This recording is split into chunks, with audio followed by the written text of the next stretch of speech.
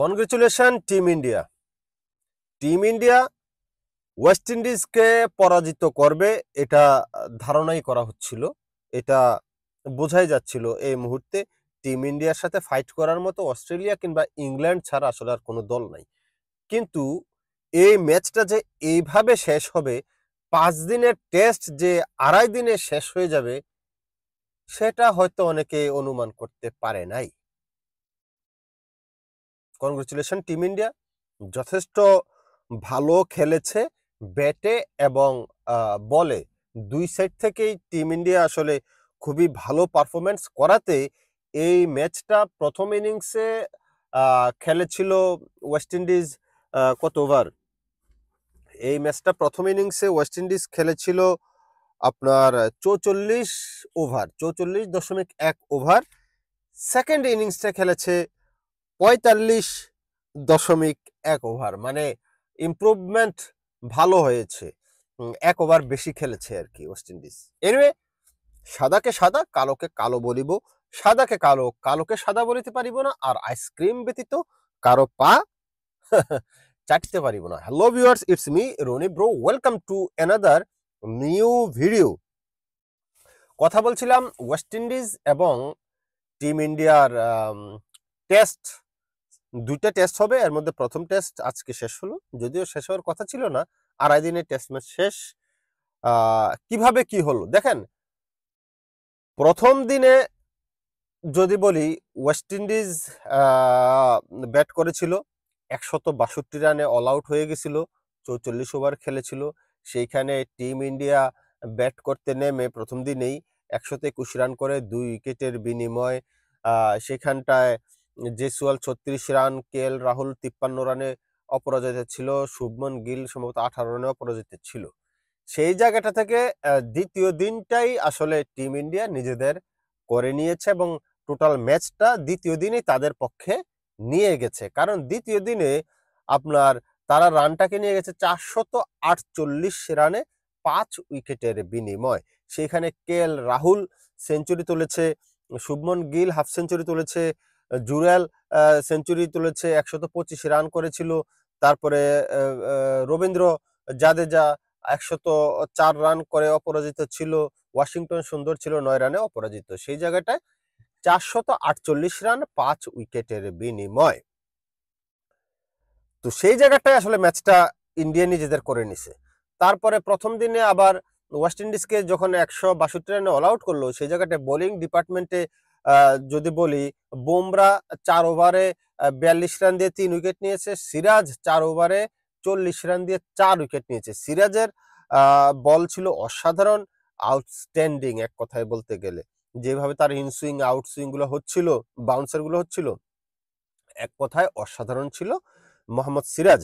সিরাজ প্রথম ইনিংসে 4 wicket, Kuldeep 2 wicket, Bumrah 3 wicket নিয়েছিল। এখন আসেন, যখন 200 দ্বিতীয় দিন শেষ করেছে 286 রানে এগিয়ে ইন্ডিয়া, তখন আমি আসলে গতকাল একটা ভিডিওতে বলেছিলাম যে আসলে টিম ইন্ডিয়া যদি এখানেও ডিক্লেয়ার করে দেয়, তাহলে আসলে এই ম্যাচ ওয়েস্ট ইন্ডিজ তারপরে জিততে পারবে না, জিততে তো সম্ভবই না, ড্র করতে পারবে না, টিম ইন্ডিয়া জিতবে। সুতরাং ইচ্ছা করলে টিম ইন্ডিয়া তাদের ব্যাটসম্যানদেরকে একটু রেস্ট দিতে পারে, কারণ মাত্র এশিয়া কাপ খেলে গেল, এর মধ্যে তারা অনেকেই আছে এশিয়া কাপে যারা খেলেছিল। সুতরাং এই জায়গাটায় রেস্ট নিলেও রেস্ট নিতে পারে, ড্রেসিং রুমে না ঘুমিয়ে বাসায় গিয়ে ঘুমাইলেও পারে, সুতরাং ডিক্লেয়ার করে দিলেও পারে। তো বুঝলাম না, কালকে সকালেই দেখলাম যে ডিক্লেয়ার করে দিছে। ডিক্লেয়ার করে দেওয়ার পরে আসলে 286 রানে এগিয়েছিল, তো ওই 286 রান করতে পারবে না, যে ওরা আগেই বুঝতে পারছিল উইকেটের ধরন প্লাস ওয়েস্ট ইন্ডিজের বর্তমান যে সিচুয়েশন আছে, যে প্লেয়ারগুলো আছে আসলে ওই রকম ভালো মানের কোনো প্লেয়ার নেই। আর টিম ইন্ডিয়ার ক্রিকেটটা অনেক অংশে এগিয়ে গেছে। এই মুহূর্তে ইংল্যান্ড কিংবা অস্ট্রেলিয়ার সাথে তাদের ফাইট হবে, এছাড়া আর আসলে আর কারো আমি দেখি না কোনো টিমকে এই মুহূর্তে ফাইট করার মতো। টি-20 বলেন, ওয়ানডে বলেন কিংবা টেস্ট বলেন, ওই অস্ট্রেলিয়া, ইংল্যান্ড, ইন্ডিয়া, এই 3টা দল আসলে অনেক বেশি এগিয়ে গেছে। তো এনিওয়ে, দ্বিতীয় দিন শেষে তৃতীয় দিন যখন শুরু হলো, ওয়েস্ট ইন্ডিজের সেই উইকেটের পতন প্রথম ইনিংসে যেমন হয়েছিল, দ্বিতীয় ইনিংসে ঠিক এমনভাবেই শুরু হয়েছে। কারণ আজকেও আপনার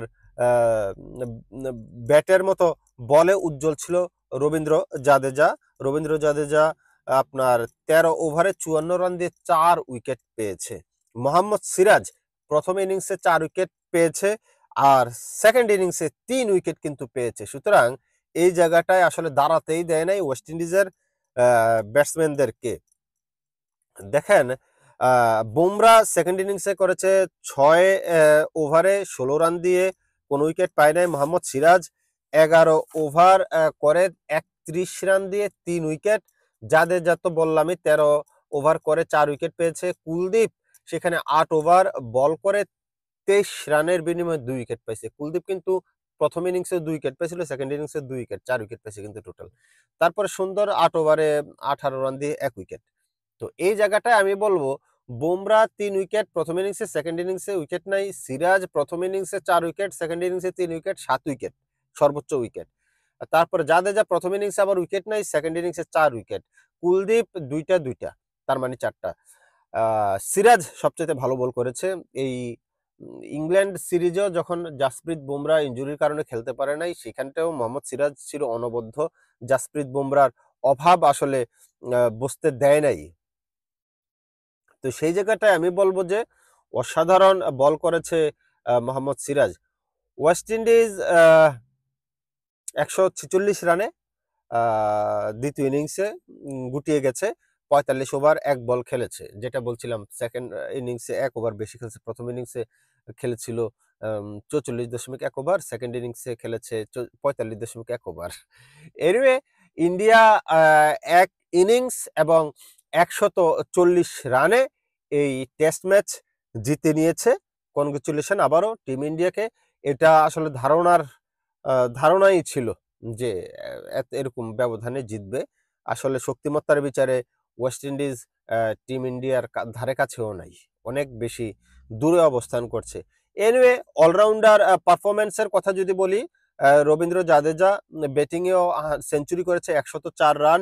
তারপরে বোলিংয়ে এসে সেকেন্ড ইনিংসে আপনার 4 উইকেট পেয়েছে। সম্ভবত ম্যান অফ দ্য ম্যাচ তাকেই দিবে। সিরাজ যদিও 7 উইকেট পেয়েছে, তারপর আমার কাছে মনে হয় যে সেঞ্চুরি এবং 4 উইকেট সেটা তুলনামূলকভাবে অনেক বেশি potential for man of the match.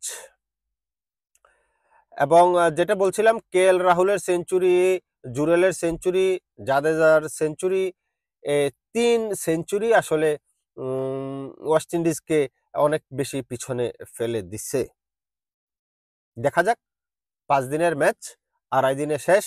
এখন সেকেন্ড টেস্ট কয়দিন লাগায়? সেকেন্ড টেস্ট মনে হয় কয় তারিখ থেকে? 10 তারিখ থেকে নাকি? সম্ভবত 10 তারিখ থেকে, মনে নেই আমার। এনিওয়ে অগ্রিম শুভেচ্ছা জানিয়ে রাখলাম। ওয়েস্ট ইন্ডিজ জন্য আসলে শুভকামনা রইল সেকেন্ড টেস্টে ভালো করার জন্য।